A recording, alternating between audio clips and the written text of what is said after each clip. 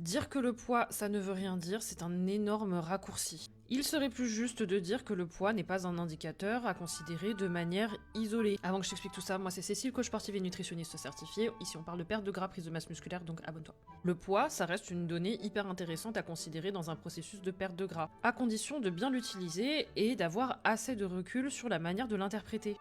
Évidemment, si pour toi la pesée est quelque chose d'anxiogène et que tu accordes une valeur morale au poids, bien que tu aies tout à fait conscience que c'est une donnée à prendre avec des pincettes, alors je te déconseille de te peser et il est possible de fonctionner sur la base d'autres repères, les photos, les mensurations, les performances à l'entraînement, dans une certaine mesure les ressentis, bien que ça reste quand même subjectif et beaucoup moins précis, mais ce sont quand même des solutions qui s'offrent à toi.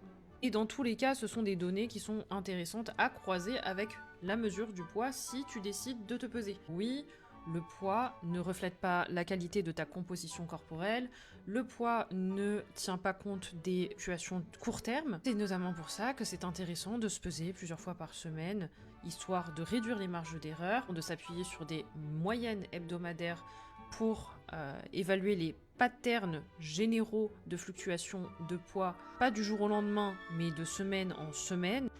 Et même parfois de semaine en semaine, il y a des choses qui font que ça ne va pas forcément refléter votre évolution. Hashtag les règles. Et c'est pour ça aussi que c'est important de croiser ces données-là avec d'autres valeurs. Mais oui, on peut clairement pas dire que le poids ne veut rien dire. Si tu es en perte de poids et que tu ne vois pas le poids bouger pendant des semaines et des semaines, c'est sûrement qu'il y a un problème et qu'il faut revoir ta stratégie. Si tu galères à trouver la stratégie adaptée à toi, tu peux cliquer sur mon lien en bio, abonne-toi et à bientôt.